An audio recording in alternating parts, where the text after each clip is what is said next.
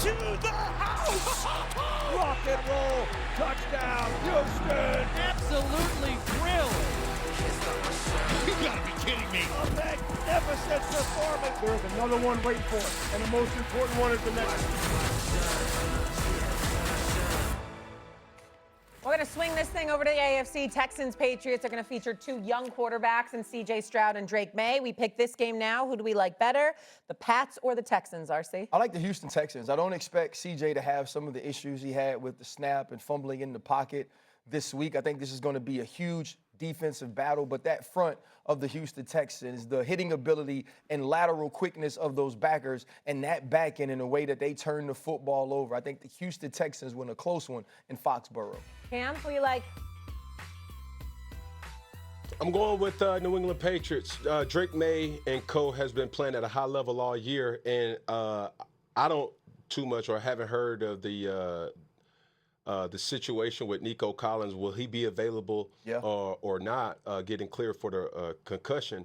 All those things considered, I have to go with the hot team at home, and given what we've seen from C.J. Stroud, it's going to come down to how he performs in that type of dynamic, given that the defense that he has and that he's equipped with will give him opportunity. Does he maximize on those opportunities is the biggest question. SA? I've been raving about the Houston Texans all year long because their defense is real. It is spectacular, make no mistake about it. But C.J. Stroud hasn't been himself, and we know that. We know the guy that was lights out in year one, he hasn't been that guy for a while. And even though I believe in him and I believe his future is still very, very bright, I think this is a tall task, particularly with Nico Collins going out. It wasn't just once, but twice he had to leave the game the other night, RC. You remember that because of, from some that concussion feeling, and you need him. But I also think we got to take a moment to talk about New England from the standpoint. It's not just about Drake Maye. It's about Diggs and Henry in the intermediate game. It's about Boutte and Williams with the deep game. It's about Stevenson and Henderson running the football. They've got some weapons, and if you remember, looking at Houston at times when they have, on a rare occasion they have struggled, it's when they've had to go against a quarterback with the ability to run. That was not Aaron Rodgers on Monday night, obviously, but that will be Drake Maye this weekend. And I think that ultimately it will be a close game. Please don't get me wrong, because the defense is going to make it that way. I consider it to be a low-scoring game, but I also think there's a lot for Houston to overcome in terms of their offensive deficiencies. The defense is going to do its job. I don't know if the offense can.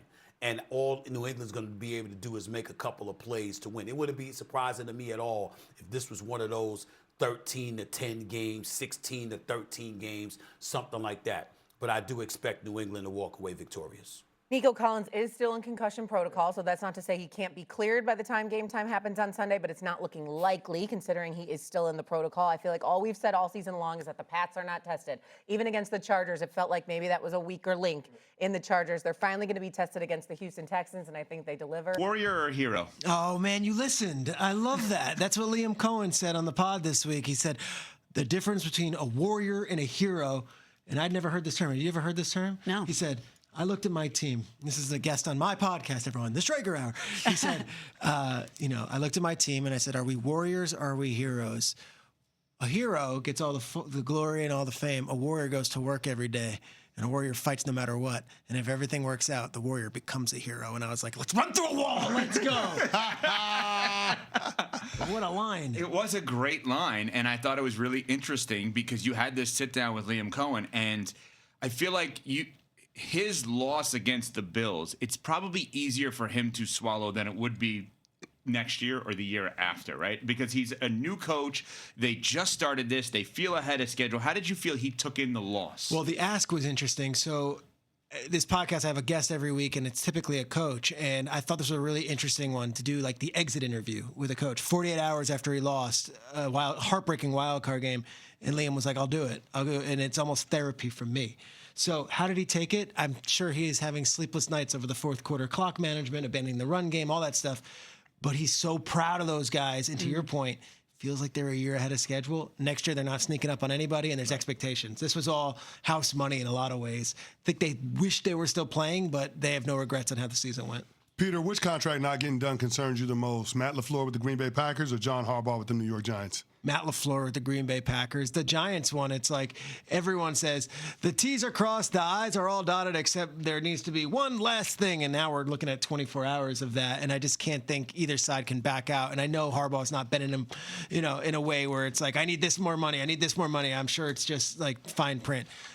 The LaFleur thing is significant because Matt LaFleur, and I have no problem saying this, I don't like talking about other people's money, but Matt LaFleur does not make as much money as a lot of those peers that he has that have had a lot less success and some of the newer hires as a head coach. His contract's up next year, but you never want to go into a final season of a coach's contract because the second he loses a game, say they play week 1 and they lose to Denver, well, they're 0-1 up, and he's a lame duck coach, and it's the talking point. And up, they're 0-2, and wait, we got to get LaFleur. His contract's up.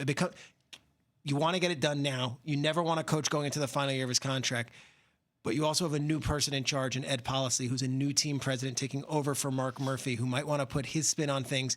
And I think leverage-wise, they're up 21-3. LaFleur can come walking in with a cigar in his mouth and say, all right, give me that new deal. Right. The way that thing went down, I'm not sure publicly with the Packers fans or in those negotiations if he has the same leverage he had about 8 days ago. Peter, how much of this is being influenced by how much Matt LaFleur would be in demand should he become a coaching free agent? But he wouldn't be a free agent. They'd have to trade him, because he still is under contract with them unless they fire him outright. So they won't fire him.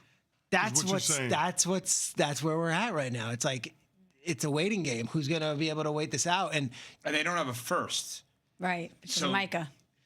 It may be even more intriguing for them to get extra picks in that scenario. I will say this without any knowledge and talking to the former MVP himself, Matt Ryan and Matt LaFleur got along swimmingly when they were together in Atlanta. And to me, with all these open vacancies, that's the one. Or Tennessee, where he was an offensive coordinator, and they seem to be having coifers of cash that they're willing to spend. Those are two positions to me, Tennessee and Atlanta, that I think would be very interested in Matt LaFleur if he was available. Okay, but see, this is what people do, or at least this is what I'm doing. You're saying, oh, look at Matt LaFleur and Matt Ryan in this relationship. Tennessee, maybe things aren't going great with these negotiations, but it's still not done with Harbaugh. And guess who has connections to Green Bay? Harbaugh. Yeah. So I'm not suggesting that it's going to fall apart with the Giants and Harbaugh, but until it's done with Matt LaFleur in Green Bay, if it's not done with Harbaugh, I think a lot of people are going to hold their breath on that. That's fair. I would think we get the final word on Harbaugh in the next couple hours. I would think. That's what we thought yesterday. Yeah. Let's be real. Peter, let's clue you into something. Smalls has not let go of this scenario for 48 as a Packers hours. fan, I would be the same exact way. But he thinks she knows something that she's not telling us. I'm superstitious. And until the ink is dry on the contract, especially with what Schefter laid out there with Harbaugh's connections to the Packers and the Midwest, etc., we know that there's a lot of pieces to like with the Giants. Guess what team is more turnkey ready to win? The Green Bay Packers. Until that is done, I'm just going to sit back. That's all I'm saying. Josh McDaniels did this when he was in Indianapolis, gave them his word that he was coming, and then he backed out. We've seen it before. Belichick with the Jets. We've seen it before. If John Harbaugh was to back out of this Giants situation without him saying anything publicly, he didn't say anything, and he hasn't come out and said, I'm coming to coach the Giants. It's all from reporting. It would be one of the all-time media stories in New York City if the thing fell apart at the last second. It would be unbelievable. Giants fans have already done a parade. Don't put that out there. Yeah, sorry, Cece. Don't do that. No, we're not. It would be. I want that knowing Harbaugh and the man he is, and if he gave them his word, I don't think he's backing out of it. All right, well, let's go back to the Bears and Ben Johnson, who beat the Packers. So that Ben Johnson-Matt LaFleur rivalry was certainly intensified after the game on Saturday. How does that factor in when it comes to Sean McVay and the Rams going to face the Bears, considering his relationships there? Very real. Sean and Matt are best of friends, coaching buddies. They've been staff members together in Washington and in LA, and he was his first offensive coordinator when he was the head coach in 2016. And Sean's offensive coordinator now is Mike LaFleur, which is Matt's little brother. So when Ben Johnson gives that, whatever, and then runs off. When Ben Johnson does a press conference when he gets the job, when he welcomes it, I can't wait to beat Matt LaFleur twice. And when Ben Johnson's in the locker room saying, F the Packers, F that guy, and their coaching staff, ran whatever they said. Right. That's felt. That's felt. These are still people. And this is why, like I said this on NFL Live yesterday, this is ESPN, right? So the S is for sports, the E is for entertainment.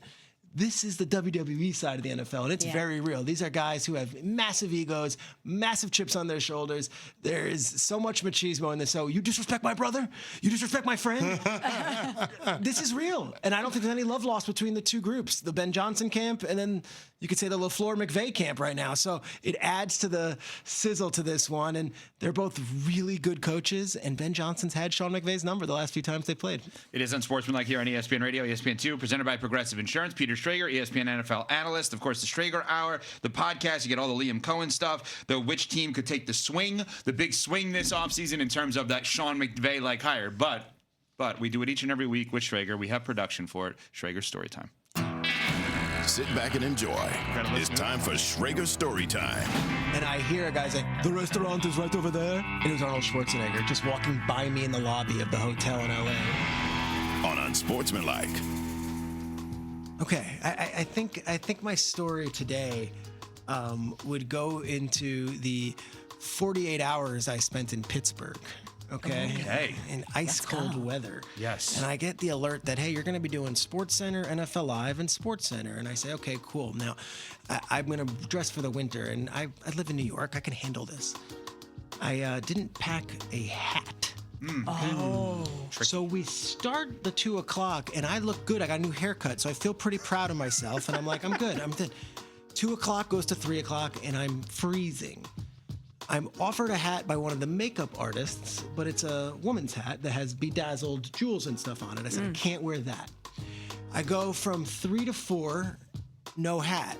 5 o'clock, I am now in physical pain.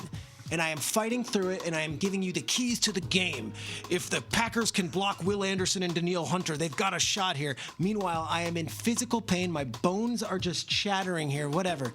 I finish the show. I get done. I'm walking off.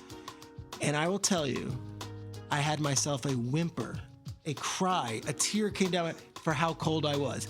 Then I'm watching the game, and I'm watching these players warm up sleeveless, shirtless, and I have never felt more respect for the gladiators that we see take the field on these Sundays than I did as I peed my pants and cried like a you-know-what because of how cold it was while wearing a suit and tie and a big overcoat. And then Chris Canty, I look to you Warriors, you gentlemen, you Greek Adonises, how you do this in the cold weather. And now I see this 8 degrees in Chicago on Sunday.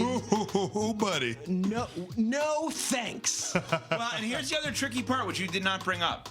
As someone that puts a lot of hair gel in, me, and you, I think, have as well. Actually, when the hair freezes with the hair gel, it can look a lot better. So it's a very good. Yeah, that's the tricky part. Different spin on frosted tips. Yeah, exactly. Strager Story Time. He's too